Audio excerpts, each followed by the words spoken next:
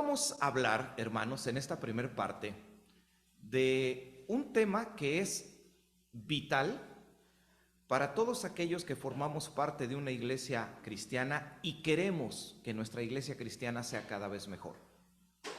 Hermanos del Templo Bíblico Manhattan 126, ¿quieren que su iglesia sea cada vez mejor? Amén. Uno de mis hermanos que me antecedió durante la celebración de la Santa Cena decía que lo que nosotros hacemos tiene muchos simbolismos, y es verdad. Y uno de esos simbolismos, hermanos, es comunión. Y la comunión es uno de los caminos y una de las herramientas que permite que nuestras iglesias cada vez sean mejores. No, nuestras iglesias nunca van a ser perfectas porque no somos perfectos, pero nuestras iglesias sí pueden ser perfectibles, lo que significa que pueden ir mejorando día tras día. Hay cristianos que dicen, me gustaría encontrar la iglesia perfecta. Mire, deténgase un poco y piense, por favor, en lo que está deseando. Porque sí hay una iglesia perfecta, pero está en la gloria con el Señor. Y algún día llegaremos allá. El problema es que si usted le dice a Dios aquí en la tierra, yo quiero encontrar la iglesia perfecta, puede pasar que Dios se lo conceda.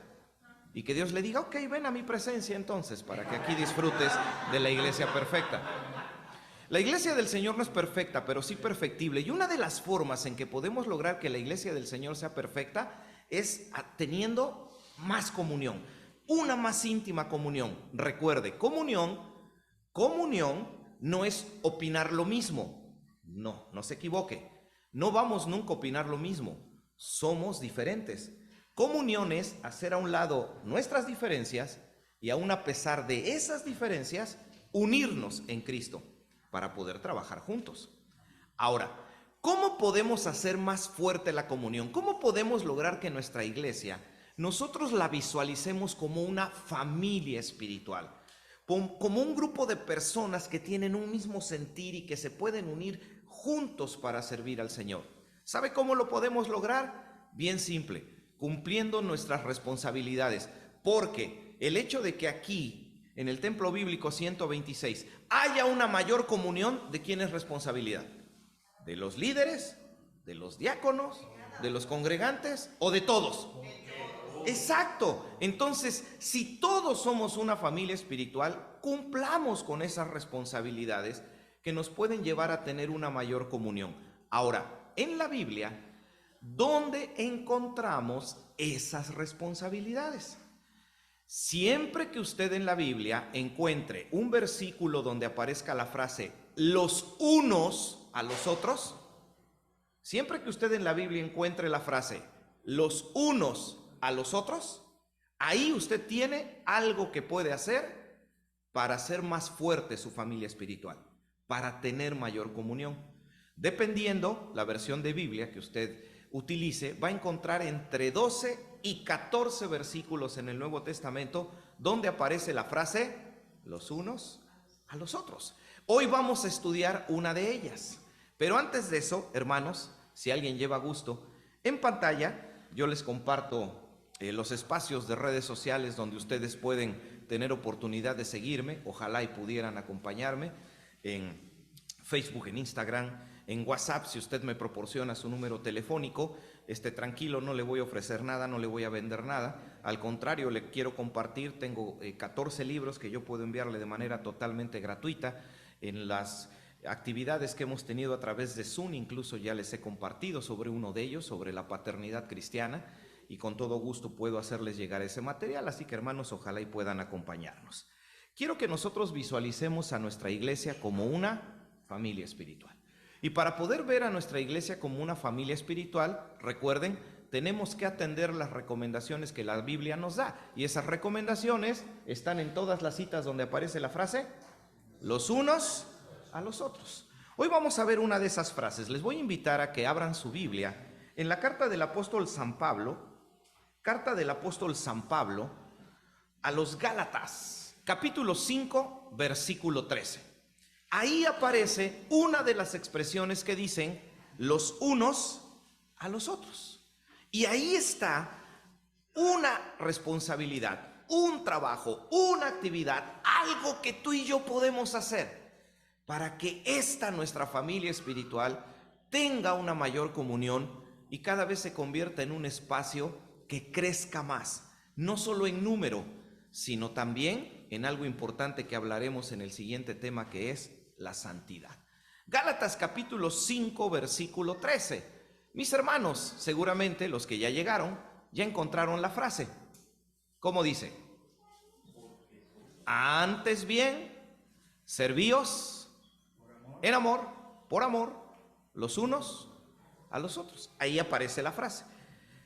Se las pongo en pantalla. Más bien, sírvanse los unos a los otros en amor. Sírvanse los unos a los otros. Si yo les preguntara a ustedes, ¿qué significa para ustedes sírvanse, servíos? Les aseguro que todos llegaríamos a la idea correcta. ¿Qué es servicio? Algo que se hace en favor de alguien. ¿Ya me entendieron? Hace unos minutos viene mi hermano y me dice, hermano, aquí está esta agua para ti. Fue un servicio, fue una acción de bien. En este caso, procedente de alguien que se dirigió hacia mí y me está ofreciendo algo que puede ser para mi bien. Eso es servicio. La Biblia dice, por amor, sírvanse los unos a los otros. Miren qué rápido me dijeron que tenía yo que terminar a las 11 y ya terminamos. Porque ese es el tema.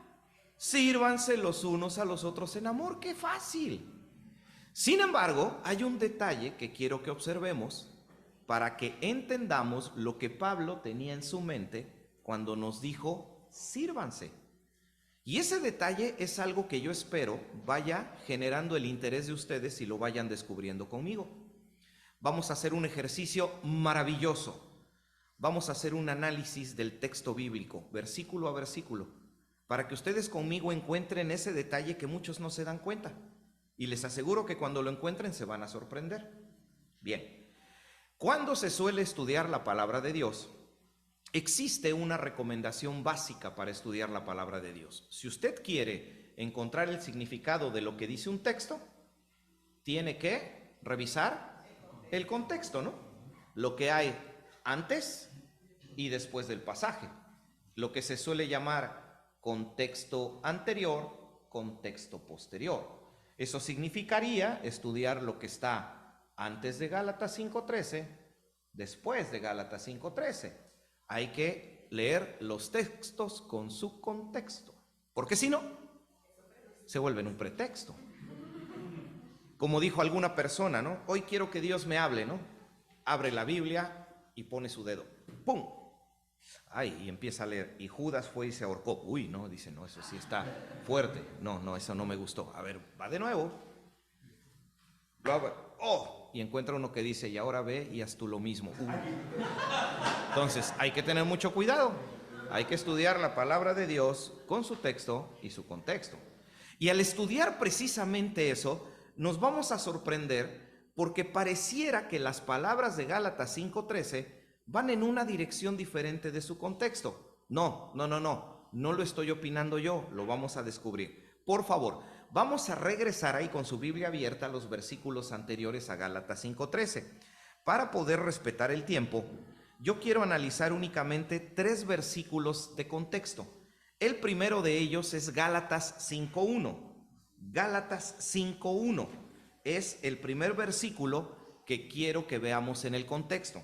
Se los voy a leer, lo tengo aquí a la vista, tengo la Biblia Reina Valera actualizada, que a la letra dice así: estén pues firmes en la libertad con que Cristo nos hizo libres y no se pongan otra vez bajo el yugo de la esclavitud. Gálatas 5:1. ¿De qué nos está hablando Gálatas? Yo se los pongo con estas palabras en la pantalla.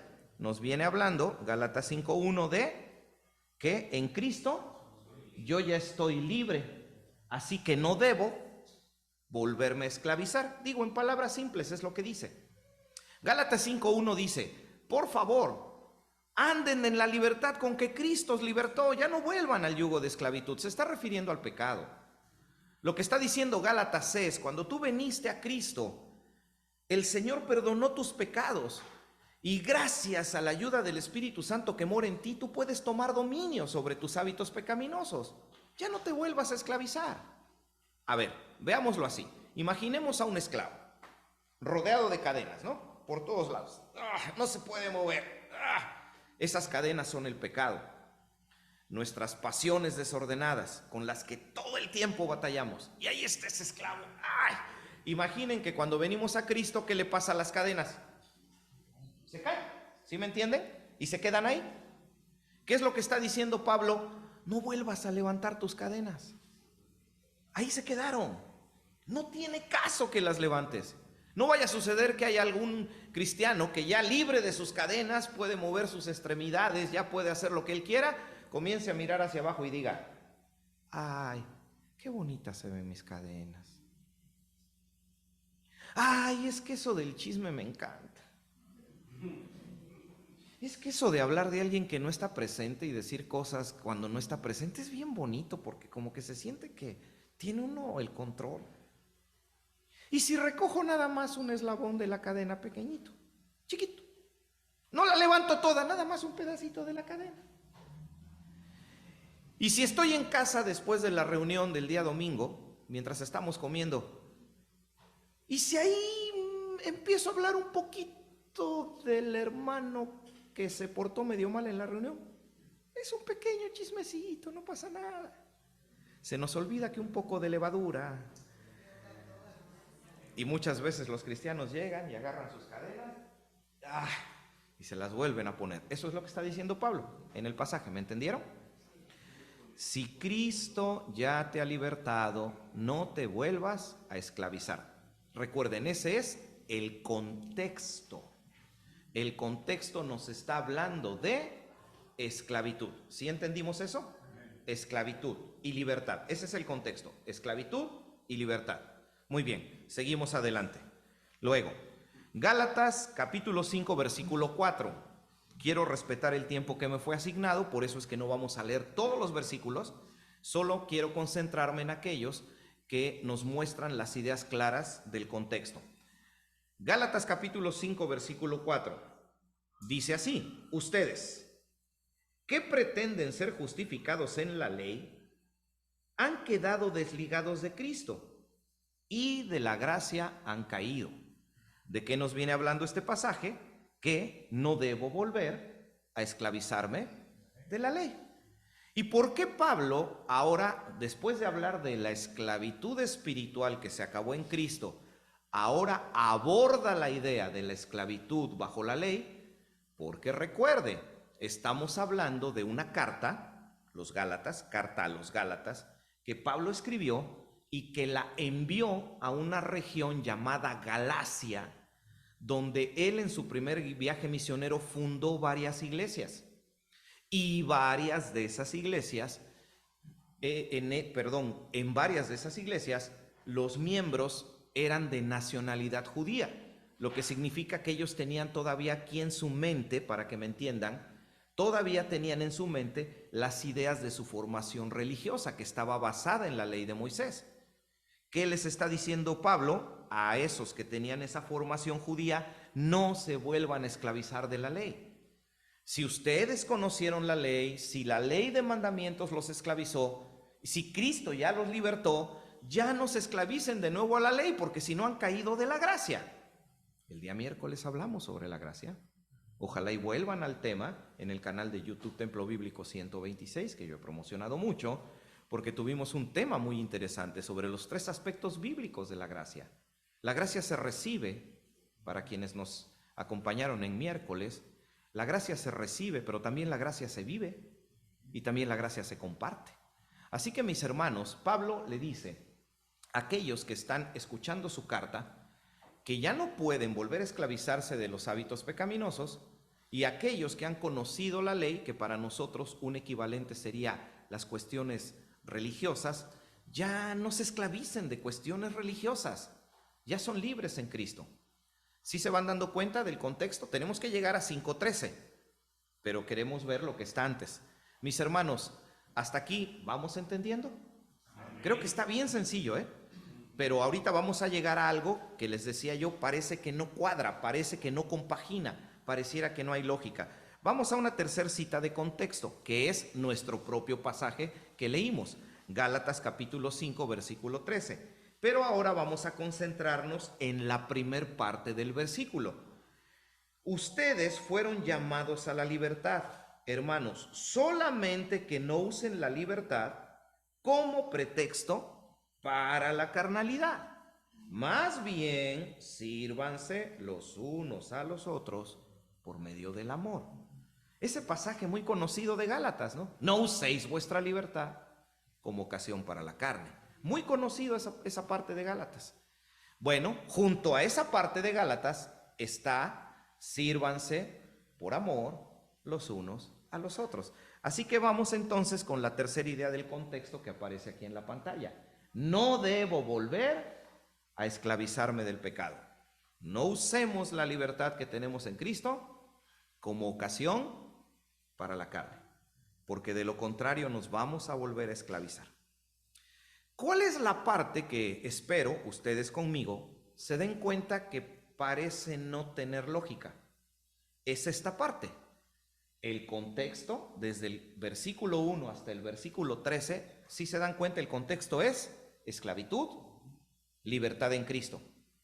Y en ese marco, en ese contexto, Pablo mete la idea del servicio. A ver, si vienes hablando de esclavitud y libertad, ¿por qué metes la idea del servicio? Y si alguno de ustedes dice: ah, caray, yo no había notado eso, nótenlo entonces. Y no es el único lugar donde Pablo lo hace. Hay un pasaje de la Biblia que en cuanto se los comience yo a decir, lo van a identificar. No erréis, las malas conversaciones corrompen las buenas costumbres. Estamos hablando de 1 Corintios 15. No es necesario que vayan allá, solamente es una referencia de que ahí pasa lo mismo que aquí. ¿Por qué pasa lo mismo? Escuchen nuevamente. No erréis, las malas conversaciones corrompen las buenas costumbres. Pero si usted lee el contexto es la resurrección de los muertos. Entonces dice uno: a ver, espérate, Pablo, si tuviéramos a Pablo, ¿no? A ver, Pablo, si nos vas a hablar de que las conversaciones malas echan a perder nuestras relaciones, ¿por qué no sacas ese tema cuando vienes hablando de resurrección? Exacto, aquí es algo parecido. Pablo, si nos estás hablando de libertad, si nos estás hablando de que ya no hay esclavitud del pecado, ¿qué relación guarda eso con el servicio? Y ahí está la clave de lo que hoy necesitamos aprender para entender lo que significa sírvanse en amor los unos a los otros. Recuerden, volvamos al inicio. Nuestra iglesia es una familia espiritual. Nuestra iglesia debe tener comunión. Eso es lo que hace fuerte a la iglesia. Dios quiere iglesias fuertes. Cuando Cristo estaba orando por ti y por mí, Juan capítulo 17, mas no te pido solo por estos, sino también por los que han de creer en mí por la palabra de ellos, o sea, tú y yo. Y desde ahí, desde la agonía del Getsemaní, Cristo, pensando en nosotros, solamente tuvo un deseo: por favor, oh Padre, que aprendan teología sistemática. Por favor, Padre, que ofrenden y ofrenden bien. ¿No? Ah, por favor, Padre, que a los cultos lleguen oliendo a perfume caro. ¿No? Que sean uno, como tú, oh Padre, y yo. El deseo de Cristo es una iglesia unida. Hermanos, nada puede contra una iglesia unida. Por eso Satanás trabaja tanto en dividir a las iglesias, porque al dividir a las iglesias, la iglesia pierde su fuerza. Y por eso Dios quiere que vivamos en comunión, porque Él sabe que estando en comunión con nuestra familia espiritual, eso hace más fuerte a nuestra iglesia. Y para poder tener comunión, para poder realmente construir una familia espiritual, tenemos que servirnos en amor los unos a los otros. Pero aún no hemos encontrado qué es lo que Pablo tenía en su mente cuando nos habla del servicio, mientras en el contexto el tema que él nos está compartiendo es la esclavitud. No entiendo. Pero antes de explicarlo, quiero que en su mente, ustedes y yo, visualicemos a un esclavo para ya después dar la explicación. Porque hace rato hablamos de cadenas y de esclavitud. Ahora quiero que usted visualice un esclavo. Si yo empezara a preguntarles qué características están imaginando, coincidirían conmigo. Un esclavo es una persona que no tiene libertad. Vamos a pensar en 5 características, ¿no? No tiene libertad, no tiene voluntad, ejerce obediencia absoluta, no puede cuestionar las órdenes que se le dan, las tiene que ejecutar, esté o no esté de acuerdo, quiera o no, lo tiene que hacer. Repasemos. No es libre, no tiene libertades, no tiene voluntad, está sujeto a lo que su amo quiera hacer con él y no es dueño de sus propios recursos, porque todo le pertenecen a quien le gobierna. Eso es un esclavo. Necesito que tengamos claras las características de lo que es un esclavo, porque aparte de que el contexto es la esclavitud, nos va a servir para entonces entender qué cosa es lo que Pablo quería decir cuando nos dijo, sírvanse en amor los unos a los otros. ¿Y saben dónde está la clave? Bien simple, en la traducción de las palabras del texto bíblico. Nuestro texto bíblico, como sabemos, está basado en idiomas distintos al nuestro, al castellano, al español. La mayoría de los cristianos sabemos que la Biblia fue escrito en 3 idiomas. Griego, arameo y hebreo. Exacto. Y el griego, que es el idioma en el que fue escrito la mayor parte del Nuevo Testamento, tiene peculiaridades que nuestro idioma no tiene. Por ejemplo, en el español decimos alguna palabra y la palabra que utilizamos nos hace entender muy bien lo que queremos decir. En el griego no. El griego utiliza cierta palabra, pero resulta que esa palabra puede tener diversos significados y a su vez esa palabra puede provenir de otras palabras, lo que hace que la palabra que estamos estudiando tenga múltiples significados y tengo que ir buscando cuál es el significado más adecuado. En el ejercicio de traducción de la escritura, muchas de las veces quienes hacen el proceso de traducción, recuerde, la inspiración de la Biblia fue un proceso divino, pero la traducción es un proceso humano. Y a veces en ese proceso humano, quienes hacen la traducción, entre los múltiples significados que hay, eligen uno que es correcto, pero que sin embargo no es el más adecuado de acuerdo al contexto. Espero que me haya entendido. Si hay algo que se le complica o algo que no le guste del tema, con el hermano Mauricio que me trajo, con él se pueden quejar, conmigo solamente las felicitaciones. Ok, entonces como estoy seguro que se está entendiendo, ahora sí, ¿dónde radica el punto que tenemos que entender para comprender qué quiso decir Pablo cuando dijo, sírvanse en amor los unos a los otros? Y el punto está precisamente en ese aspecto, la traducción de una de las palabras. Y en este caso es de la palabra servíos. La palabra servíos, se los pongo en pantalla, la manera más adecuada de traducirla es sean esclavos. Ah, caray.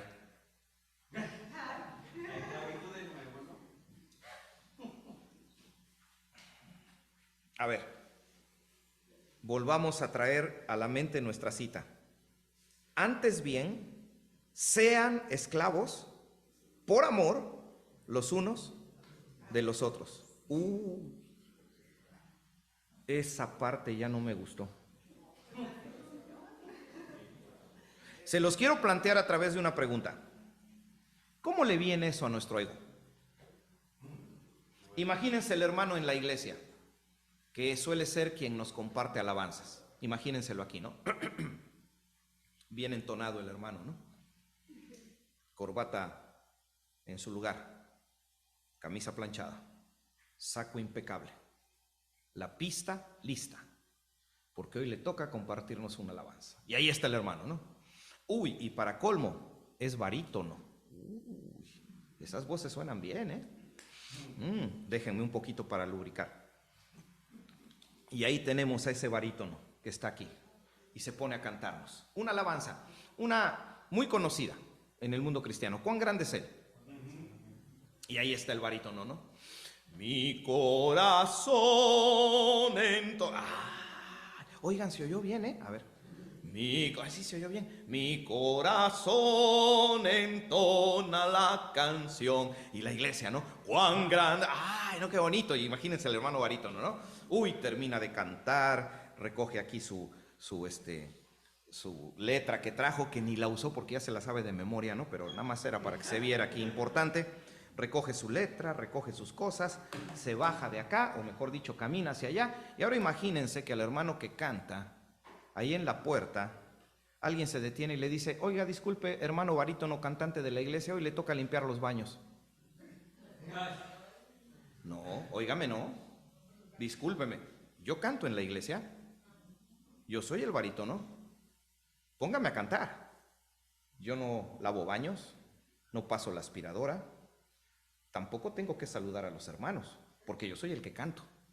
Según la Biblia, no debiera ser así, porque tenemos que ser esclavos los unos de los otros. ¿Cómo le viene eso a nuestro ego? El hermano que le gusta el micrófono, las luces y el reflector. Y qué bueno, ¿no? Tal vez el Señor le usa a través de la palabra, pero ese mismo hermano no puede también ayudarnos a servir el alimento en los convivios de la iglesia. Sí, ¿no? Porque entonces llega y se sienta esperando así que le sirvan. Hasta agarra 2 sillas así. Dice la Biblia: porque el Hijo del Hombre no vino. Solamente hay 2 clases de cristianos: los que sirven y a los que les gusta ser servidos. No hay más, no hay más. Uy, mis hermanos, aquí nos estamos metiendo en terrenos incómodos, pero necesarios. Sí, claro, por supuesto. Yo he escuchado padres que me dicen muy orgullosos: hermano, dé gracias a Dios porque mi hijo ya es abogado. Y yo les digo: wow, qué bueno. Ahora solo falta que le enseñen a decir por favor y gracias, ¿no? Porque entra por la puerta de la iglesia y no saluda a nadie. No a nadie. O luego hermanas que nos saludan, pero como si el COVID se pasara por los dedos, ¿no? Porque nos saludan nada más dándonos 3 deditos así. Y dice uno: ay, la voy a infectar a la hermana, no, mejor no la toco, ¿no? Porque muy así. Esto de ser esclavos los unos de los otros no le viene nada bien a nuestro ego. Nada bien. Alguna vez tuve la experiencia de estar visitando una iglesia fuera de México y cuando terminó el culto se sirvió un refrigerio. Y el refrigerio se sirve en el sótano y todo muy bonito y las mesas, todo, la comida, por cierto, muy buena. La comida siempre va a ser rica. Cuando es gratis es más rica. Y qué rico comimos, hermanos. Y cuando terminó, los hermanos comienzan a retirarse. Yo estoy ahí en el sótano sentado en una silla. Cuando veo que empiezan a levantar todos los manteles, las mesas, y yo estoy sentado y no me sentí cómodo sentado. Digo: no, pues tengo que hacer algo. Me levanto y empiezo a doblar mesas y las hermanas: no, hermano, déjele. Digo: no, tranquilas, hermana, pues yo aquí estoy, puedo ayudar, ¿no? Empezamos a doblar las mesas, moviéndolas hacia un lado, recogerlas. O sea, esas sillas plegables que solemos usar mucho, que se doblan, y ya ven que siempre los solteros suelen cargar de a 15 en cada brazo para que los vean las solteras. Ándenles esas sillas, así. Ahí estamos cargando sillas, ¿no? Llevándolas de un lado al otro y acomodándolas, ¿no? Y después ya terminó, las hermanas empiezan a barrer. Les digo: hermana, ¿no tiene otra escoba? No, hermano, pero ya no barra. Le digo: pero ¿por qué no, hermana? No, agarro la escoba y estoy barriendo. Y mientras estoy barriendo, pasa hacia un lado uno de los líderes de la iglesia, con otras 2 personas, con él, ¿no? Y pasa así a un lado mío y hasta hizo así, se regresó. Y se me queda viendo que estoy barriendo, ¿no? Y me dice, tú no tienes que estar haciendo eso. Y yo me le quedo viendo y me río y le digo, ¿y por qué no, hermano? Y él me dice, ¿cómo por qué? Pues eres el predicador. Porque había yo dado un mensaje antes, ¿no? Y entonces yo le digo al hermano, precisamente por eso lo tengo que hacer. Precisamente por eso tengo que hacerlo. Mis hermanos, quiero concluir en los 2 minutos que me quedan, invitándoles a que esta semana usted haga algo conmigo. O no lo sé, tal vez lo pueda hacer por mí. Los invito a que esta semana se comprometan delante del Señor a hacer 3 acciones de esclavitud. Cuente usted. Imagine que tomo mi teléfono, abro aquí el servicio de mensajería de WhatsApp, de hecho lo tengo abierto. A lo mejor le mandamos un saludo a la esposa que estaba en Dominicana y llegó a México. Cuente usted cuántos segundos. Hermano, buenos días. Te extrañamos en la reunión. No faltes. Y hay que apretar la cosita esta que es un avión de papel, ¿no? ¡Ping! ¿Contaron los segundos? ¿Cuánto tiempo fue? 10. 10 segundos. ¿Se te cayó un brazo? ¿Se te colgó el cuello? ¿Aumentaste 4 libras? No. Una simple acción de esclavitud, mientras una persona va a recibir tu mensaje y va a decir, wow, en mi iglesia me quieren. En mi iglesia me quieren. Una acción de esclavitud. Claro, porque soy esclavo, mi voluntad ya no le pertenece a mis hermanos. Estoy para servirlos a ellos. Sí, claro, nuestra cultura latina, de inmediato, surge, se levanta. No lo hagas. No, tienes que portarte mal para la gente, para que así la gente te haga caso. No, tranquilos. Si estamos hablando de una familia donde todos nos portamos esclavos los unos de los otros, ¿quién va a terminar siendo superior ahí? Nadie, porque todos nos vamos a estar sirviendo entre nosotros.